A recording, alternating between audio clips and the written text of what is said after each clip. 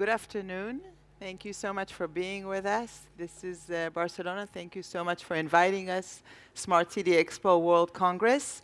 We're actually here for the next hour on a little serious issue, I would say, financial tools to fund smart cities initiatives. But we do want all my colleagues here on the stage, and I'm sure that over you guys here in the audience, we do want to take it sort of a trip through the world. So I'm going to say thank you so much for Maria Jose from Europe, but she's going to talk about Bogota, to Andrew from Manila, this is how I refer to you, from Asia, to Holly Vineyard from Washington, and to Ellis from, you actually started at Cuba, but we refer to you as South America, right? So we've got the whole world here. I'm Hila Oren. I came all the way from Tel Aviv. I do want to take you on a small trip with you. How many people are here have been to Tel Aviv? So many, so I didn't need to take you to a trip. But still, for the rest of you guys, all my colleagues on the panel said they don't. So I'm going to take you on a small trip to Tel Aviv and talk to you. How do I move this? Can I get some help with the? Oh, there we go. How to refer to financial tools in Tel Aviv. So before we start that, just to remember that we are all talking about here cities and citizens and global cities, as Saskia and Sasyan coined that as leading with an international business center, a direct influence on global affairs. This is all, we're all going to refer to that. Our vision was to be one of the 20 cities in the world, and to do that we had to understand what is the DNA, what is the unique selling point of our city, of Tel Aviv. And we saw it as just the first place where you see all the visionaries there. They didn't think about financial tools 100 years ago. Just at that point, if you'll come today to Tel Aviv, is where the startup city really is. So when you go on a trip in Tel Aviv, you will go through Jaffa as the old city. You'll be at the White City, the largest Bauhaus concentration in the world, UNESCO World Heritage Site declared in 2003. We actually have 1/3 residents between the age of 1835. That helps us to be the startup city. We'll talk about that in a minute. We are, as the New York Times declared us, the Mediterranean capital of the cool. We have our beautiful beaches that help us really feel cool again. We are the gateway to Israel. This is what is written on your boarding pass when you're coming. But when we're saying that, we're actually understanding that if we want to attract the creative classes, Professor Richard Florida talked to Tel Aviv, we have to think of three things. Talent, this is how the entrance to the city hall is with graffiti. You have to be aware of technology, and in Tel Aviv, the city is all wide, free Wi-Fi, and again, that helps us on our digital tools. We're going to talk about that in a minute. And of course, tolerance. These three things actually are in back of our minds when we refer to Israel's business center as world's 27th largest financial center by GFCI. But Holly, when you talked to me before and you asked, okay, what's the scene? Why is Tel Aviv, how come you have 1,400 startups? How did you make it? It's more startup per capita than any other city in the world. I think the way we cracked our innovation code is by, first of all, understanding that we have our audience there. We're lucky that our creative youth is there because of the army and because of things that we're in a way we're an island, but we also supported it. How did we support it? We have free Wi-Fi around the city, as I said. We made the startup visa with startup studies. We reduced city taxes. We made a lot of co-working spaces around. We initiated events and so on. So we actually gave a platform to whatever was there already, and we thought how to take off barriers. Of course, when I say we, it's not one person. It's always the vision of the mayor and then the whole municipality and the whole city getting through that. But when we started understanding that we have this ecosystem there, we also heard, we started collaborating with the Smart City issue. Actually here, 3 years ago, Tel Aviv won the Smart City contest. And we did that because of, I think we won because of these three focuses. and when we refer to smart city, on government to government, government to citizen, citizen to citizen, and of course the PPP, the government to business, which is the next step. Now, let me focus a minute on what we actually did. Tel Aviv's Smart City initiated a card called Digital, and this is something I'm not going to talk about now because I'll take all your time, but I am inviting all the audience that didn't hear to the Tel Aviv booth to understand what this card is actually doing for the citizens. It's engaging all our population we are a very small city, only 400,000 inhabitants. Commuters are coming every day, so it's like above 1 million, but still worldwide it's very small numbers. 60% of our citizens use this card for their needs. How are we listening to them? How are we giving them information? How are we engaging with them? This is a whole big thing that, again, I will talk in our booth, but I just want you to be aware that engaging with citizens, giving them their needs, and my needs with my kids are different than a 7-year-old woman or a 20-year-old man, and his needs are different. So we're referring to all of that, but when we talk about smart city, I want to put one issue more. It's not only about infrastructure and digital and things like that. On our beach, we have the most beautiful coast beach, and our company, Atarim, is also here. They are putting a big focus on smart initiatives that are not digital. Look at these books. You know, you have these libraries all over. You can just come and put a book and take a book. Is that a smart city? That's an issue. Open data, open archive, city apps, all these things are being used in Tel Aviv as part of sharing economy, as part of the new, maybe predictable city coin. We're also thinking about that. And is there in the audience somebody that works with city coin? No. Okay, because this is something that some of the apps around the world are using to that.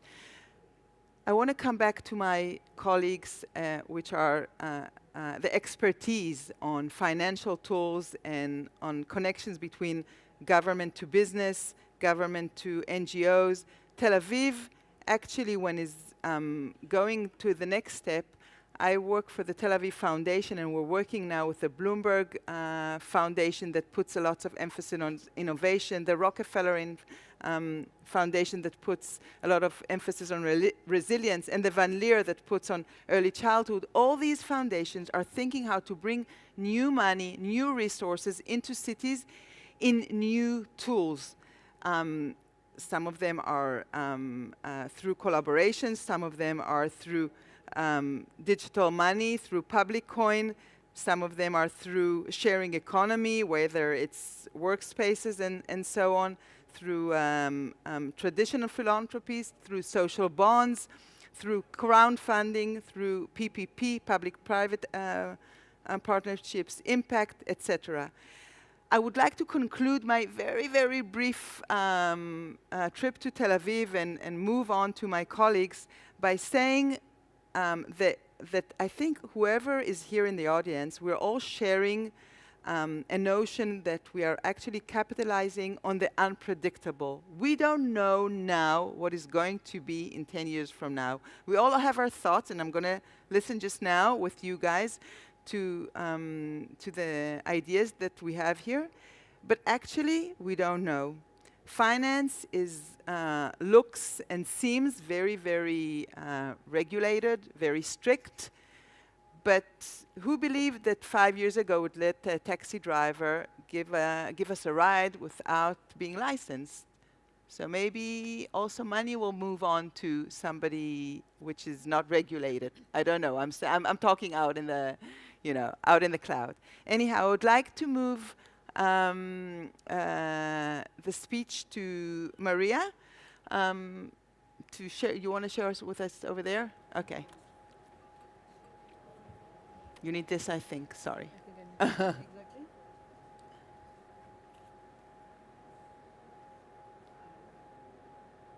So, thank you very much for handing me over, Hila, and thank you very much for this very, very nice introduction to Tel Aviv. My name is Maria Jose Perea Marquez. I'm Global Account Director for Energy Management and Industry Finance for Siemens Financial Services. So yes, we are a captive financing arm within Siemens, and I would like to start my short introduction slide deck with an example. Does someone of you somehow know how many people are living in Bogota, in Colombia's largest city? So yes, roughly 10 million people, and these are the officially counted people living in Bogota. And how many people do you think are using public transport in Bogota, at least buses? The main operator is moving more than 5 million persons a day. So that's really a huge number being moved on public transportation, mainly by a bus rapid transport system in Bogota. But now coming to the more negative things is Bogota is also suffering from a very, very high pollution and also one of the worst in Latin America, according to our research. And one of the things which is also coming along with the public transportation helping the city is that it's also closing the rural urban mobility gap when it's getting people to employment. Nevertheless, it's still a thing which needs to be improved.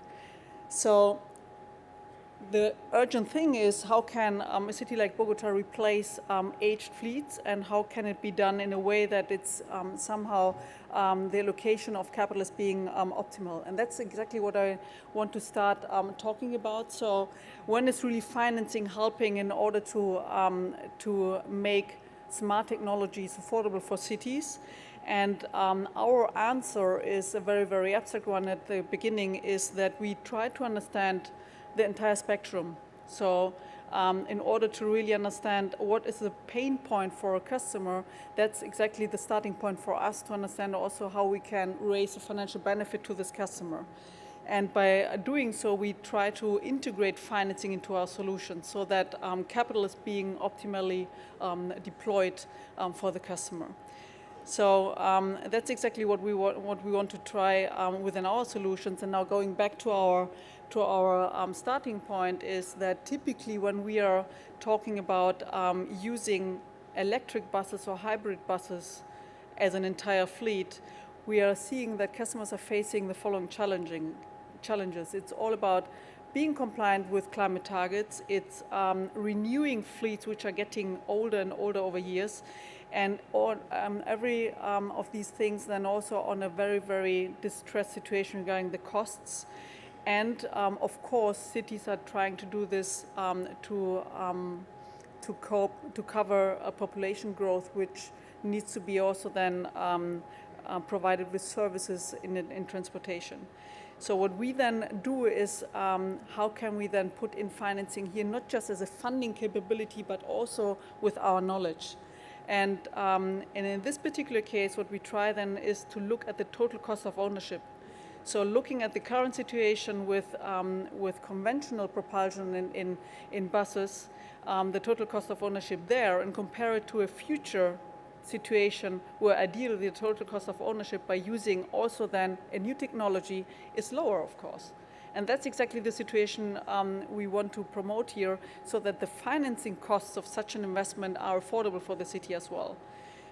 So what is then really smart, it's really to deploy the capital in an efficient way, so that we are not really talking about how can I get funding for the investment, but how can I somehow lower down a total cost over a lifetime. Going to the next example, which is also a very common example in cities, is to have a control of the grid where power is being supplied. In many, many developed countries, we are facing more and more renewable energy assets being integrated in the grid, so that stability of the grid, and also at the same time, when we are talking about integrated municipalities, which can make use of their gas pipelines, power to gas may make up a new revenue stream, making again the financing costs affordable for such an investment. So the rethinking here is how can we generate additional revenue streams for a municipality to make the original technological challenge affordable. And that's exactly what we try to do, is to together with the city or municipality to create an extra revenue stream by technology being employed. Last but not least, and that's more or less what I would like also to give you an outlook, is that we are continuously also looking and learning for new opportunities. So technologies which are being advanced and opening up again new situations where either we are becoming more efficient on the cost or on the risk side, but also generating more revenues. That's also at our focus point when we are trying to develop new solutions. One example, and that's an outlook for the future. How can overhead power lines being substituted to free up new space and repurpose land at cities which are getting very much populated and where urban growth needs to be overcome as well? And what we are trying here is to promote so-called gas-insulated lines, so that it's allowing us to repurpose more and more land and being then used either residentially or as a commercial repurpose here to open up again new revenue sources for a city or for commercial developers. So that's an outlook where we are currently working very much with our Center of Competent Cities in London, and where we are trying to understand also how we can make up new business models for cities. And that's what I would like then to close up with two further examples where smaller financing packages unleashed very, very interesting technological solutions on a smart parking, data and software solution, so helping really to use less space for more cars. And last but not least, looking at the buildings where data and controlling software is helping buildings to get much smarter than they were in the past, where typically they were simply treated as real estate assets, and now becoming more and more intelligent power supplier for an entire city. So let me also use the last couple of seconds to promote also our recent white paper, where we are showing a couple of examples. Today I had only the opportunity to show 3 of them, where certainly smaller pieces of financing can help you and unleash technology here. And please feel invited to exactly entertain the discussion we are facilitating with this white paper, either on our website or also on Twitter. Thank you very much. So Maria, until you sit down and Andrew takes your place, I would like to ask you just a small question. You get ready with your, because you showed some great examples, but I thought to myself, how do the citizens think about it? Because it does take the price off, you know, the total budget gets lower for the municipality, but how does the citizen at home feel about it? Does he get a benefit from that lowering of the price? I mean, ideally, it's simply, I'm not sure whether this might be ending up then in really lowering tariffs, but ideally the service is getting better, more reliable. That's, I think, at the end of the day, of very, very important priority for mayors and also for city administrations to really provide Better services. Reliable and also secure, and sometimes infrastructure services, and it could be power generation, but also transportation services. So thank you for that. I am still putting it on our mind for cities. You know, all our colleagues here are not from cities, but at the end of the day, for cities, we're really dealing with the challenge of lowering the cost of living. So this is something that we do want to think through financial tools. Of course. Over to you. Thanks, Hila. I'm Andrew McIntyre from Asian Development Bank based in Manila, running our Future Cities program, and just want to talk a little bit today about some of the innovations we're doing as we address our cities in Asia. For those that don't know the ADB, I'll just give a little bit of a background. We started in 1966. We're a multilateral development bank, similar to my colleague from the Inter-American Development Bank, but obviously we're in Asia. We started in Manila. We foster economic growth and cooperation, mainly through infrastructure and human services. We provide public-private sector financing, technical assistance, grants, equity investments into the private sector, and also co-financing. We have 67 members, of which 48 are from Asia and Pacific. So essentially from Georgia and the Stans in the west right through to Tonga and Samoa in the east and the Pacific. We have about 150 billion capitalisation, and we have operations of about 27 billion in 2015, and that's going upwards quite significantly with the advent of the Asian Infrastructure Investment Bank. So just to give you a bit of an outline in terms of what's facing us in Asia at the moment, as you can see that Asia Pacific is the fastest urbanising region in the world, and you can see here about how our cities are growing. The red lines are Asia. We expect 3.3 billion people in cities in Asia by 2050, and that's a huge increase as you can see. So it's quite a large problem that we're facing, and financing that is quite a challenge.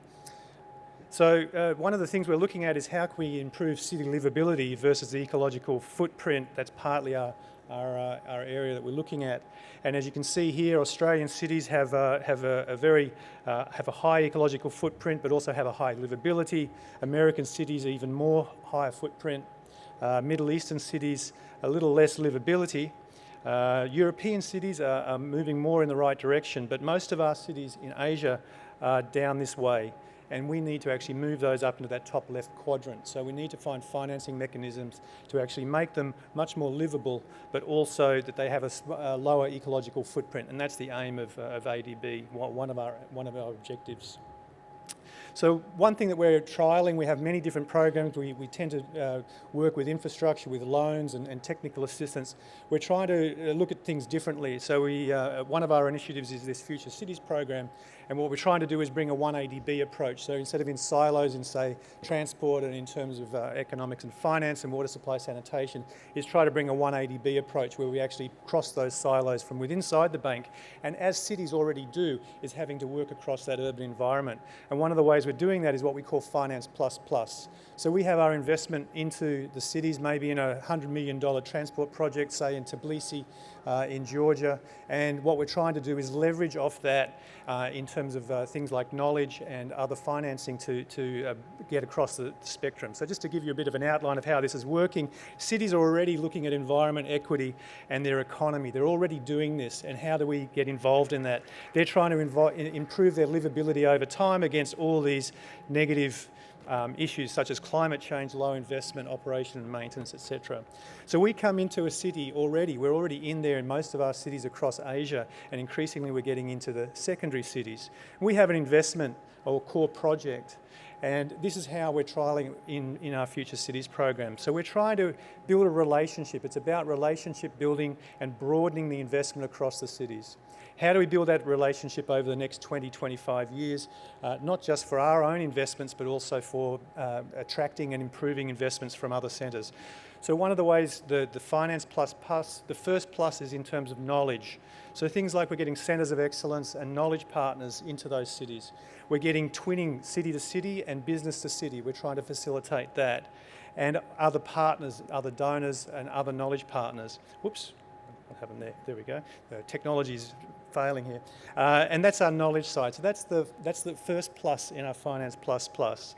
The other is actually trying to bring other types of financing in. We have many trust funds, we have different initiatives. One is our Cities Development Initiative for Asia, which is funded by a number of European countries, and is a trust fund for actually bringing new ideas and new technologies into cities. Another is our Urban Climate Change Resilience Trust Fund. Rockefeller's involved in that, and USAID was, and a few other donors, quite large, including DFID in the UK.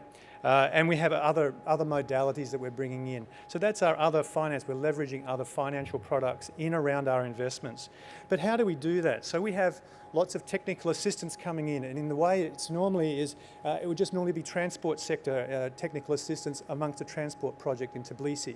What we're doing is bringing in, we need people to use that transport, so we're putting technical assistance finance into, say, women entrepreneurs and women's leadership. We're looking at maybe solid waste management. We're looking at maybe job creation, and this broadens our investment in the cities and around that core project, and allows us to start looking at other issues. In Ulaanbaatar, one of our other cities, we've got PPPs growing, building up in solid waste. We're also looking at housing and employment areas that are building on our existing transport infrastructure networks there. in parts of Indonesia. We've got water supply and sanitation loan projects that are going ahead. And again, we're looking at housing, we're looking at women's entrepreneurship, we're looking at new technologies in there. So these little pieces support the loans and grants and start to build our investments and our ability to attract other financial partners into the cities, and builds the base of our engagement across the city.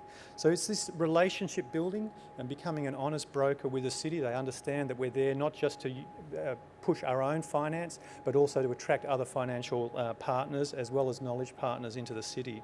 So I'll just go through this very quickly, but this is our engagement in a number of cities, and like I said, we're trialling it. It's some quite good results at the moment. Just to give you some other examples, so we are broadening our urban relationship and investment. Technical assistance for knowledge and capacity building. Most of our loans are around infrastructure, but we're looking at broadening those loans with the knowledge and other financial products. We have a number of trust funds, and we have a few more that we're negotiating at the moment with various of our development partners, and I think some others will talk about that today. And our knowledge partners, one example that I won't go into detail, but we have, they're linking not only high technology about how we're going to be changing our interaction with squatter settlements throughout Asia, which actually are about 650 million people live in squatter settlements around Asia, but how we actually address that problem, but also how we can attract private sector financing into that. We also have city-to-city, business-to-city linkages, co-financing and equity investments. We have a number of partnerships. We have the Asian Pacific Public-Private Partnership Facility, which is actually working with private partners and going in and actually looking at how we can attract financing into the cities around our projects.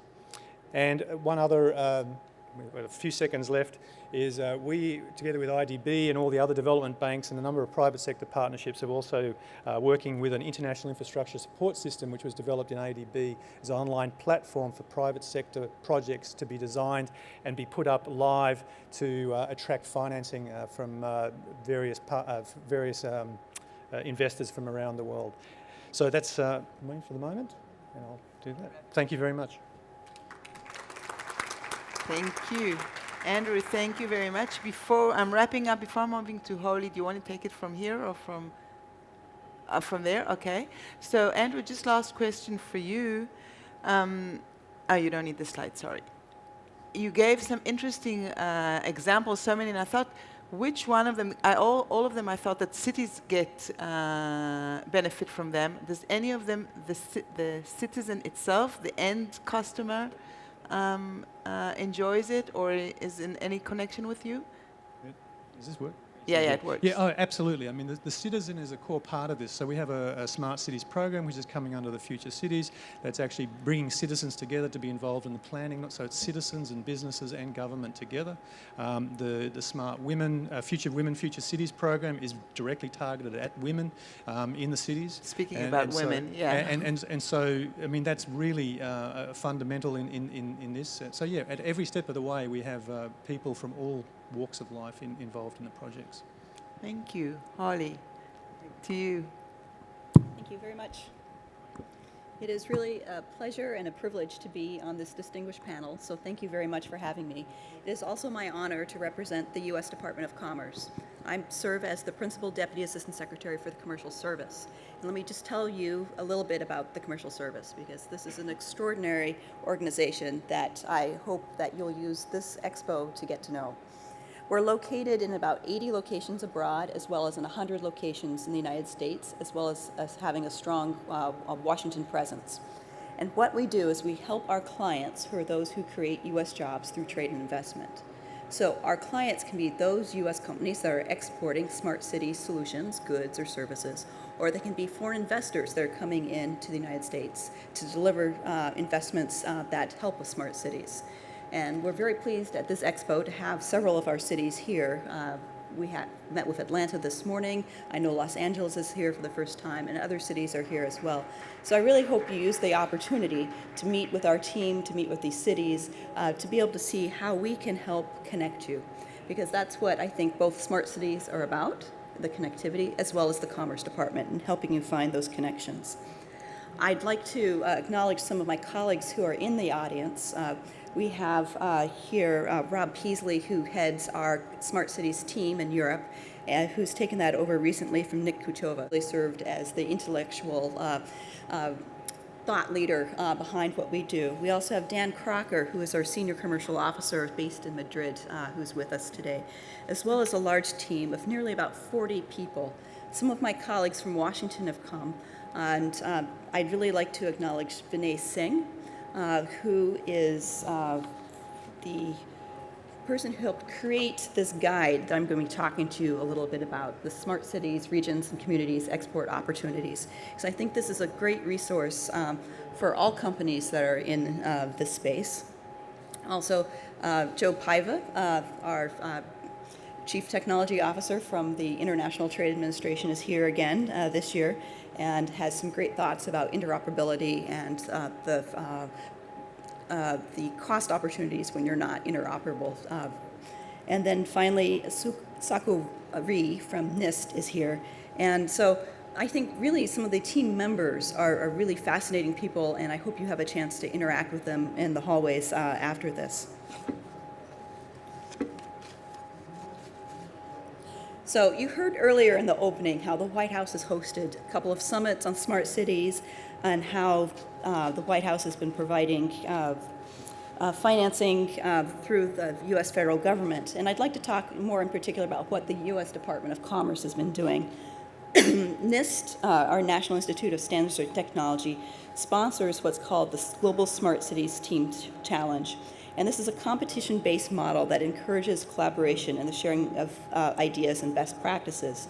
And Soku Ri, who I mentioned, is a key person leading that effort to be able to put together more than 120 cities and communities from across the US, Europe, Asia, and Africa, working with more than 300 companies, universities, nonprofit organizations, and over 100 project teams. And they work to find solutions that are replicable and scalable.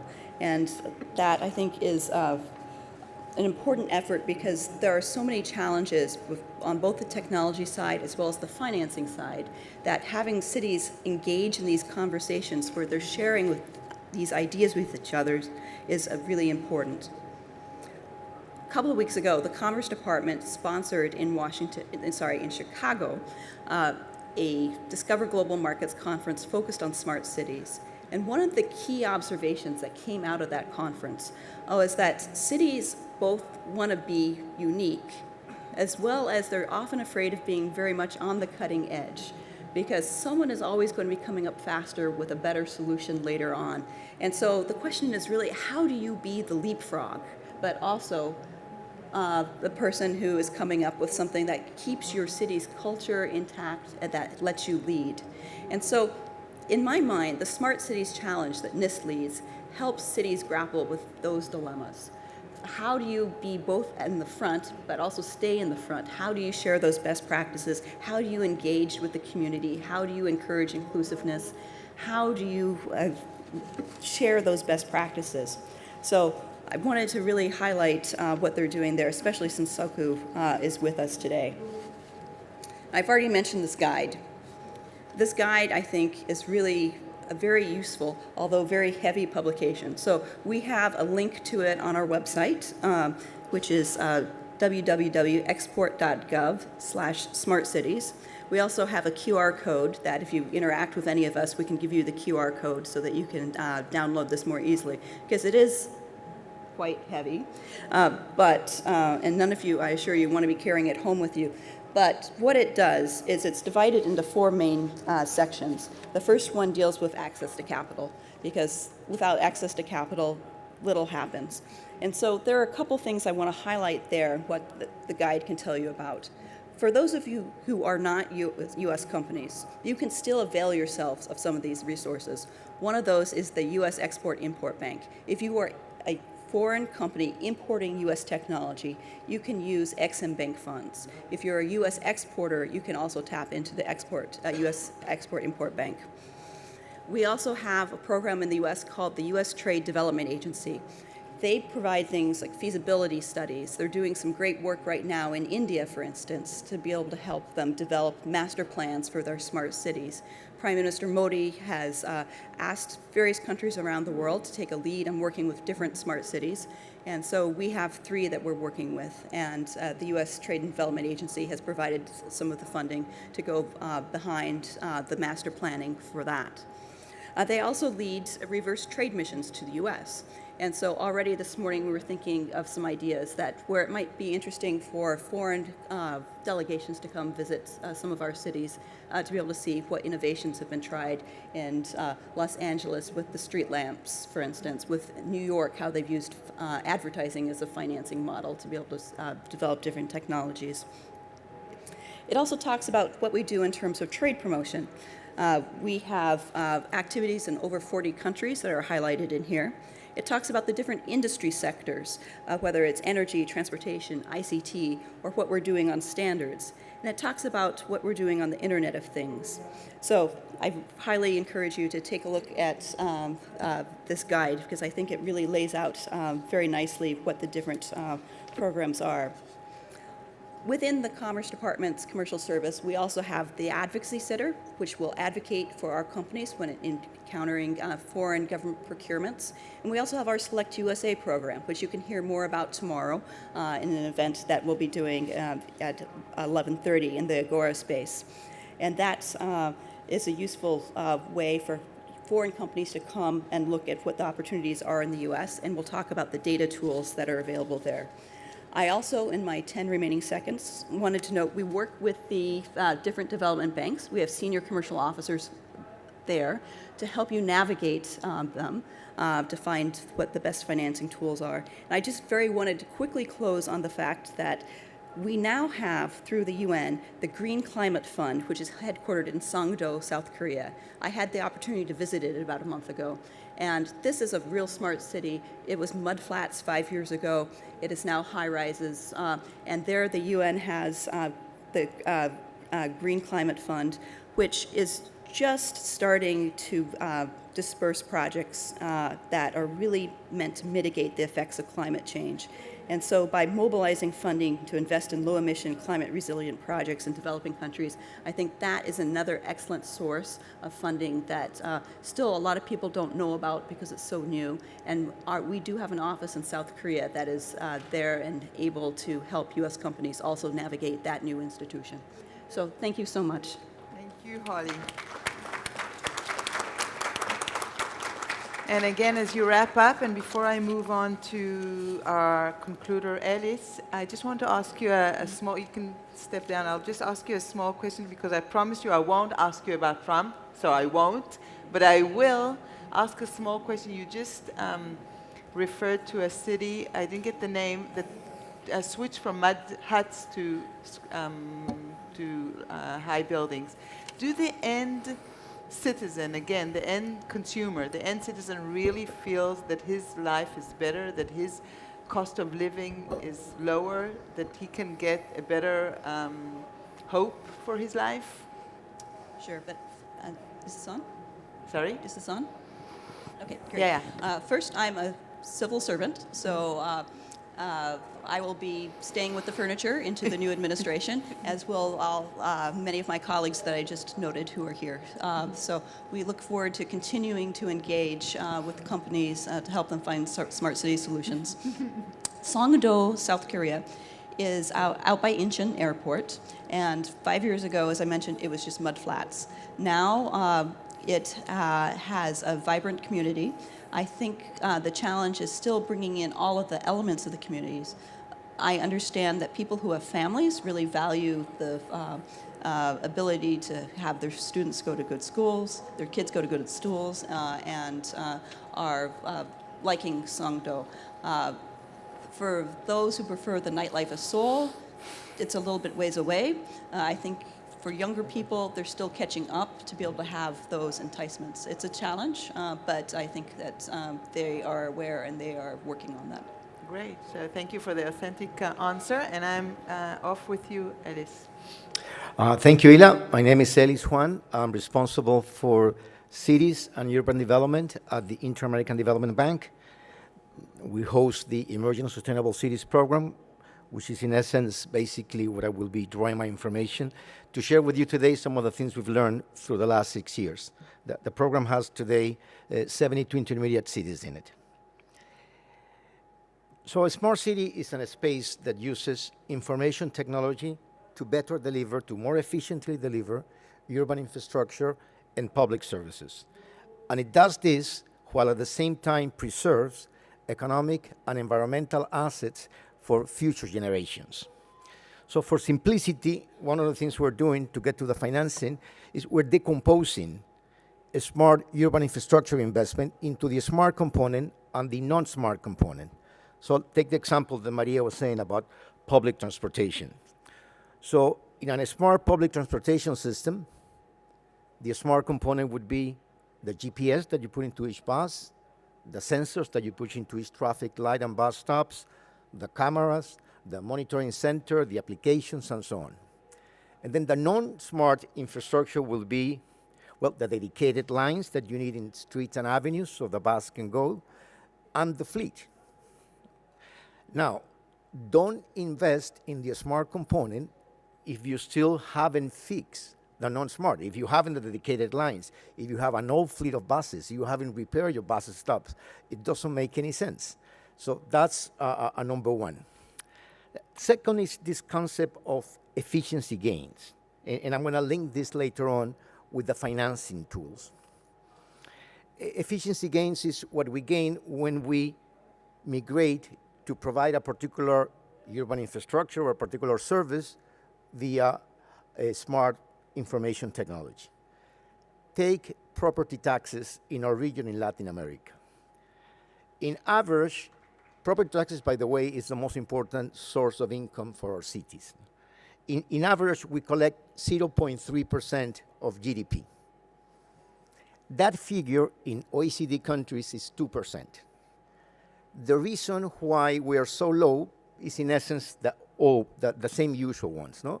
Lack of modernization, lack of digitalization of tax collection. We don't use the satellite systems, the Google Map, and all those things in order to do it. All is available existing technology. If we were to use technology that exists today, train our people, and migrate to a smart way of handling the property taxes, let's say we could increase from 0.3% to 1.3%, 1% of GDP.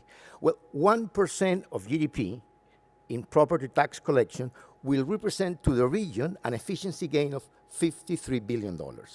There's a lot of smart urban infrastructure we could finance with that. Second concept,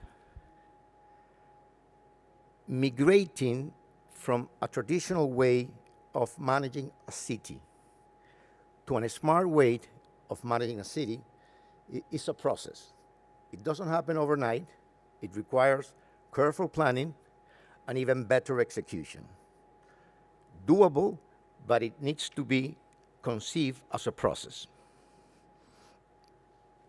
In July this year, within the cities program that we run, we launched a smart city guide, the route to smart cities, because we were sensing that our mayors were really done understanding the concept. A lot of times we walk into a city and the mayor has just spent $1 million in an application that he couldn't run because he didn't have the ICT connectivity infrastructure. He didn't have the broadband width, he didn't have the sensors, the cameras, etc.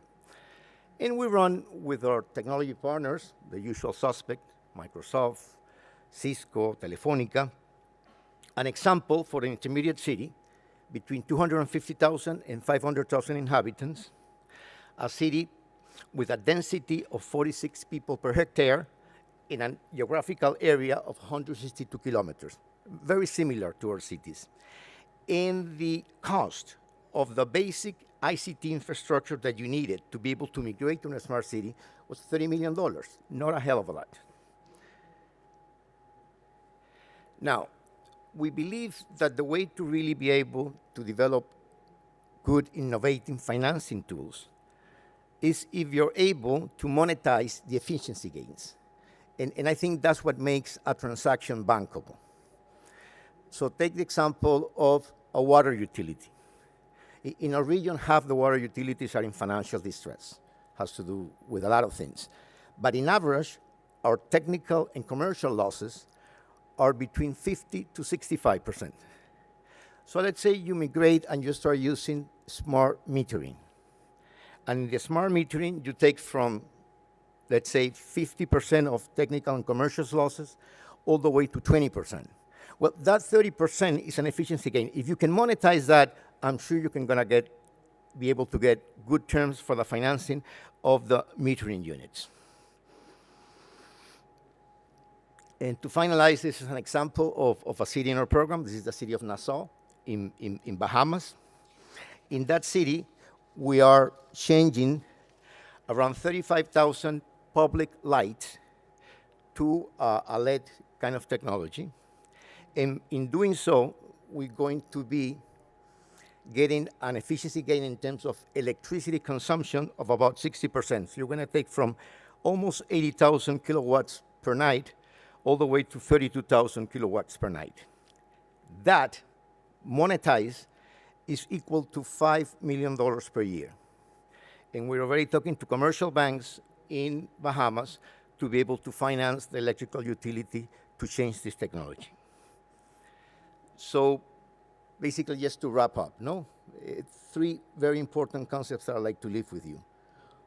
Number one is a process, and needs very careful planning and better execution. Number two, the best way to create financing tools is to be able to find efficiency gains and monetize them. And always do so in a way that you can select the sector where those gains are easily to reach, that have the higher impact on the citizen, always at the center of the citizen, and that represents in financial terms the better returns. Very, very, very important. And the third concept is that the smart component, when you decompose, fortunately, like everything in technology, has an average and marginal cost that tends to go down, which makes them not very intelligent to still finance non-smart infrastructure. If you're going to do something in urban infrastructure, better to do it smart once and for all. Thank you very much. Thank you so much, Edis. And again, before I wrap up and we move to our question, can we put the light on so for the question we can see each other? Thank you very much. Just before we go to the questions, I was wondering, when you put the Bahamas example, is it a bottom-up or a top-down project? Like, does it come from the city itself, or you as a bank approach the city? How is it usually, how does it usually go on this specific project? It's a very interesting question. Both. At society level, we work with they have pretty good NGOs in Nassau, and we work with them about this project, which obviously they love because of the climate change component. But obviously, when you're going to do the investment decision, is top-down, because you need to get the utility on your side to change the bulbs. So it's both. So just for the audience to think about question, we have 10 more minutes to wrap up, and I'm going to have a question for my panel, but I would like to have questions later on from you guys. So if you have anything, just write it on and think it in your mind, and we'll get back to you. But for my panelists, we thought before, do we need any preconditions necessary to undertake smart cities financing, like for developed cities, for undeveloped cities, for however each one sees it? Who would like to start? Maria. Thank you for asking this question. I think the most important thing is to understand what is the financial pain level of the customer in this regard of the city. So what is the main priority regarding capital, actually? So is it really reducing some costs? Is it really deploying capital in an efficient way? And that's what we need to understand in order to then exactly pitch for either efficiency gains, like you just demonstrated it, or promoting extra revenue streams, making then the financing cost of a particular equipment then affordable. And that's for us as a technology company, it's a challenge to not just expose the technological criteria, but really to translate them into a financial benefit for them. And that's exactly what we are trying also as a financial services division to promote within our company, exactly to use this finance know-how we are having in our company. So that's a challenge. Andrew? Just one example. I mean, carrying on from that, I guess one of the examples we find in Asia is actually the legislative ability. We've got most cities are not able to go into the financial markets themselves. They're regulated. All their finance comes from central government. Obviously, we've got efficiency gains. We can get involved at that level, but that's really what's holding most of our cities back in most of our countries at the moment. Holly, would you like to add on that, or Two quick thoughts that actually connect to what you said. I think part of it is finding the right partners. And that's not always easy to do. They're not always the obvious ones. Not only on financing, it's not easy to Right. find the right partners. Right. And so, that's where I like to think that what the Commerce Department can do is help with that. So whether you're the foreign partner looking for a U.S. partner or the U.S.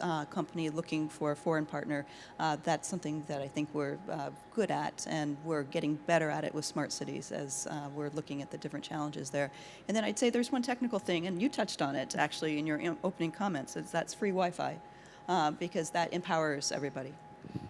So actually, before I'm moving on to you, thank you for putting up that issue of free Wi-Fi. You know, before water and electricity was something that is like, we all refer to that as just getting to our homes. You know, that was not like that 50, 60, 70 years ago. Now we think, at least in Tel Aviv, and I think that also free Wi-Fi should be referred to as water and as electricity, that everyone is entitled to have it. And actually, once we put free Wi-Fi, you know where it is most used, where like the rating is the highest. I would surprise you. But the place that is mostly used by the Wi-Fi is at the lowest neighborhood with the illegal immigrants. And we're so happy with that. So this is just to put us in context. Alice, to you, just to conclude with us. We're not so worried about the smart component. And actually, I think, honestly, if we can structure the efficiency gains in such a way that we can monetize them, I think that's not the equation that worries us. What worries us is the non-smart component. We're doing in another city in Colombia, not Bogota, the same thing with, efficient public transportation and trying to change the fleet to hybrid. The tariff cannot support it. And we've tried and we've negotiated it, and just it's very difficult. And the amount of subsidy that implies for the city to migrate from the old fleet to the new fleet is impossible today. No, so we're more worried about the non-smart, not so much the smart component. Okay. Thank you for the non-smart. So just to conclude, I would like, thank you, by the way, for staying with us for this whole hour on such a heavy issue. But we do have a question from the audience that says, help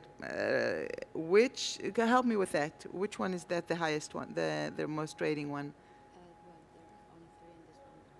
Which, according to your point of view, is a financial tool of the future? How many people asked that? Some? Okay. The question is, which, according to your point of view, who would like to take that question? Which, according to your point of view, is a financial tool of the future? Anyone? Okay. I think we need to understand two things. First of all, are we seeing a disintermediation of banks in order to provide financing? Yes, of course, we will see this, even though the regulation is still pushing very much to be compliant in financing. The other thing is, if we just think it to the end, what does it mean to really disintermediate financial institutions or banks? We need to understand that banks or financial institutions have been also risk absorbers. So, and the risks are still there. So we need to understand then to whom are we going to allocate then certain risks. And that's one of the most important things we need to somehow to think about future financing tools then. How can risks be really then assigned to the best party being the best suitable to it? And that's how I would like then also to hand over to my panelist colleagues here from the And if not, we have another question. If you want to refer to that?